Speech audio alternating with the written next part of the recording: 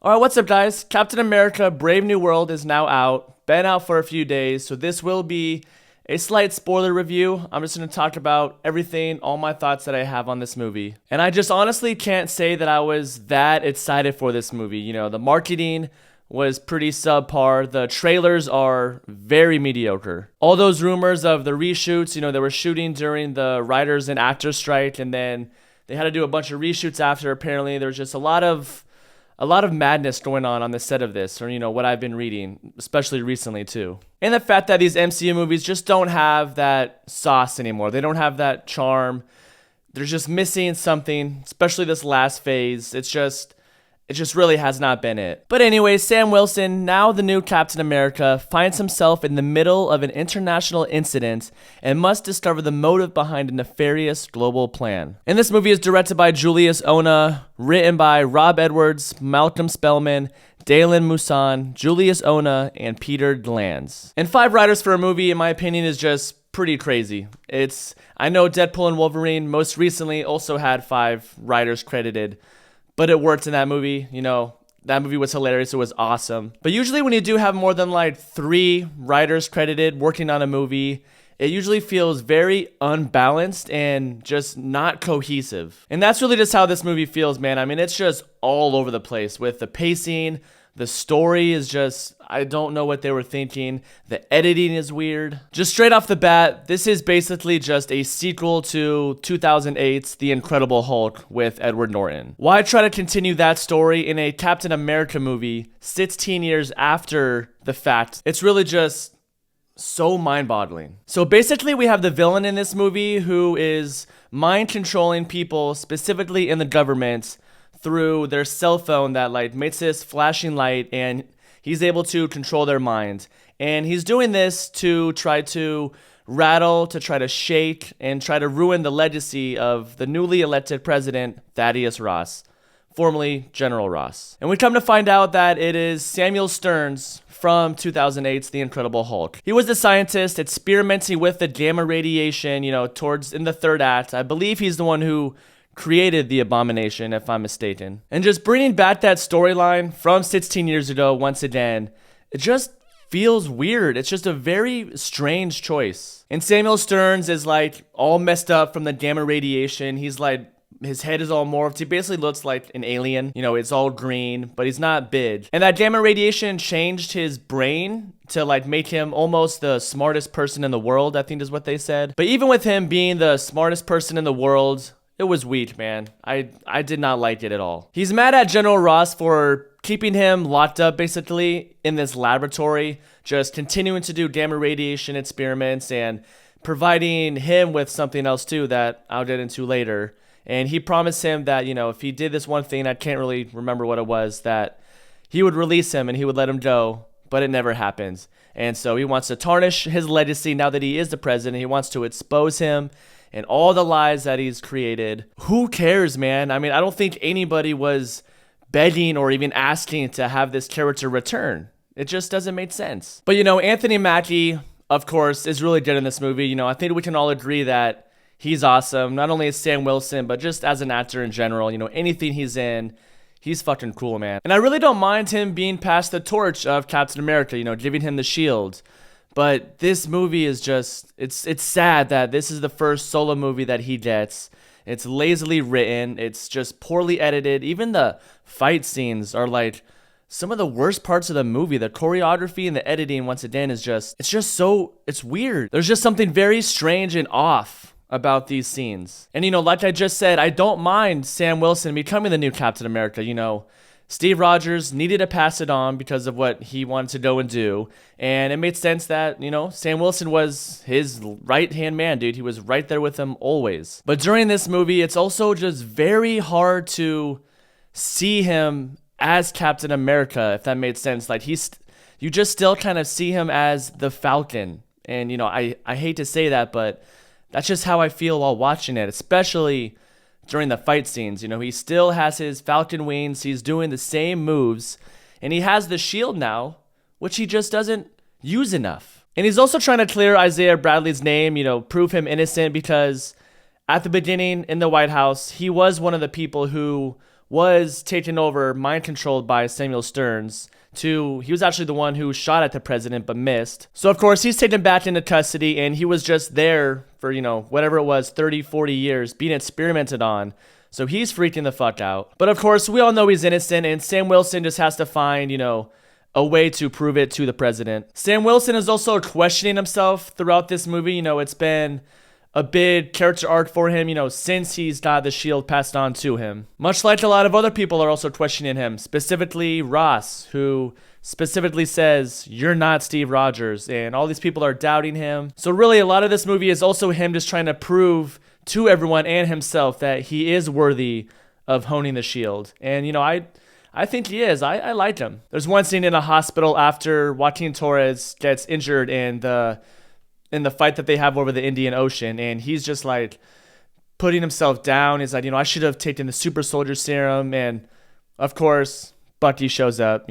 He's obviously going to show up for at least one scene, but he starts telling Bucky all this stuff. But Bucky's like, "No, dude, you are awesome. Steve Rogers gave people something to believe in, but you give something people can aspire to be." That line hit hard, and I definitely like that whole inner dilemma that they give Sam Wilson in this movie. One of the few things the writers in the story got right. And then we have this new character, Joaquin Torres, played by Danny Ramirez, and he's supposed to be the new Falcon. Sam Wilson's Captain America now, and now this guy is going to be taking over as the Falcon, and it just also didn't feel right. I don't know. I'm the actor. I do like the actor. The whole thing just kind of feels forced, in my opinion, and it really just comes through the screen. You just feel it. We do have a couple more new characters that were introduced in this movie. Isaiah Bradley is one, played by Carl Lumbly. He was one of the original Captain Americas back in the 40s, I believe, during World War II. Took the super soldier serum, but he was also betrayed by the government. They used him for Captain America for battles. And then they just kind of locked him up. They were experimenting on him for years and years, probably decades, I believe. But I did actually really enjoy his character in this movie. You kind of feel for him and all that he's been through. Especially, he gets locked up again because he's framed by Samuel Stearns. He's also funny, and yeah, just an overall really cool character. And then we have Giancarlo Esposito as Sidewinder. I'm not really familiar with his character from the comics. He was whatever. His character just doesn't really have much to do. He's like this mercenary type guy, and then he gets captured. And he's basically just there to give a little bit of exposition. And then we have Harrison Ford in this movie, and my God, easily one of my biggest complaints with this movie. I don't understand why they would hire or why they would recast Harrison Ford in this role. Obviously you have to because of William Hurt, but he was awesome. And why are you going to recast somebody not only as old as Harrison Ford is, but as prolific? He's one of the most famous actors of all time, and he's just not good in this movie. Like, I just see Harrison Ford the whole time. Like, I forgot who, but someone makes a comment about how he shaved his mustache because, when William Hurt was playing Jonah Ross, he had that mustache, and they made a comment to him, and he's like, "Oh, I see you shaved your mustache. Looks good." And it's just like, come on, dude. Was that the attempt at, making us try to believe that it's the same person? It really just feels like two different characters. Also, as you all know, from the trailers, they tease the Red Hulk. He's probably the main selling point of this movie, if anything. So we all know it's coming. And if you know anything about movies, really, you know that he's not going to show up till the third act, the last couple minutes of the movie. And of course, that's exactly what happened. So you're just kind of waiting for him, really, the whole time. He's kind of getting angrier and angrier as it goes on. And when he finally turns into the Red Hulk, he's giving a press conference in front of the White House. The reporters just keep nailing him, pestering him with questions about all the lies and all the stuff that he's done in the past. And he just can't handle it, and he finally turns. But I will say, his character design as the Red Hulk, the CGI, it looks pretty damn good. Pretty much what we've kind of all came for. The fight between Red Hulk and Sam Wilson. And at first, the fight, it's not bad. The Red Hulk is jumping through the White House, kind of wrecking the White House, jumping on top of it, going crazy, destroying a lot of history. The White House has been there for hundreds of years. He's jumping around, jumping on helicopters, which is also kind of where I believe in The Incredible Hulk, he had to learn how to jump like that. There was that scene in the desert where he's, learning to jump higher and farther. But in this one, the Red Hulk just kind of knows how to do it already. I don't know. It might be nitpicky, but I was just, during that scene, I was kind of thinking that, But then he also goes and destroys part of the Washington Monument. Thank God he didn't go to the Lincoln Memorial, because I'm like, this dude is just on an absolute rampage through Washington, D.C., through all this history. And then Captain America takes the fight all the way to this street with a bunch of cherry blossoms. It's where Ross used to take his daughter on a walk. It's actually really beautiful. All the trees, the cherry blossoms are everywhere, nice and pink. And earlier in the movie, he calls his daughter, which surprisingly, actually, they got Liv Tyler to come back. But he's like, I'm sorry about everything. I want to take you back to this place. Do you think we can go on a walk there again? Blah, blah, blah. I used to always take her there as a child. So Captain America takes the fight to this same street that he would take his daughter to hopefully try to evoke that emotion so he could go back to a normal person. And thank God that didn't work, because if they would have just pulled that, like Spider-Man 3 card, where Sandman apologizes and they're just he starts crying, I don't know. I'm glad they didn't do that, because they have a fight after. They have a decent fight. It is a little implausible probably that Sam Wilson, without even just the super soldier serum, I know his Falcon wings are made of vibranium, and he has the shield, but man, I don't know. Some of the things he does I don't think he would be able to stand his own against the Red Hulk. He really just should have been absolutely destroyed, absolutely smashed to pieces. But whatever. It's obviously not going to go that way. I do like, though, how they kind of address the Celestial that came up halfway through Earth in Eternals, because it's been there in the Indian Ocean. You can see it from space. Part of his head and his hand is sticking out, and they kind of just ignored that for the past, several movies. So I liked how they kind of had a fight scene during that. They call it Celestial Island, Eternal Island. I can't remember, but that scene was decent. I will say, though, with how spotty and just uneven this story is, and how just also unnecessary it is to have this be the story. Weirdly, the second act of this movie, the middle of it,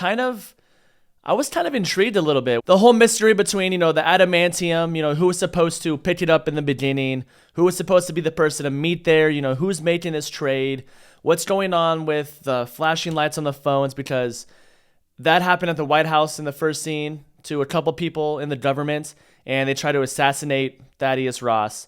So, they're trying to figure out, who's doing this and who's doing that. So for 20 to 30 minutes, it's kind of an interesting mystery that you're kind of following along with as Sam Wilson and Joaquin Torres, go on this basically mission, kind of detective style. But then the reveal of it being Samuel Stearns, and you see what he looks like, it just ruins it. So yeah, overall, this movie, it's honestly not terrible. It's just not great. The story is weak. It's pointless. It's unnecessary. The editing and action is just off. There's just something very strange about it. But I do like Sam Wilson. Anthony Mackie is awesome. Harrison Ford is just why? But of course, the movie is also setting up Sam Wilson going to be, the leader of the new Avengers in the next, Doomsday and Secret Wars and all that, which it does make sense too. I don't really mind that at all. He's going to be the one hopefully rallying up all the new Avengers, getting everyone together. So I'm definitely excited to see that. I just wish that they gave him a better movie, a better script. He deserves it. But yeah, those are just my thoughts, guys. I'm gonna have to give this movie a 5.5 out of 10, unfortunately. You can definitely wait to stream this on Disney Plus, if anything. I'm sure it'll be on there in a few months. Movies nowadays just go from theatrical release to digital in just too quick of a time frame nowadays. But as always, I appreciate you watching. Like, subscribe, comment, do whatever you want. My name is Zach, and I will see you on the next one.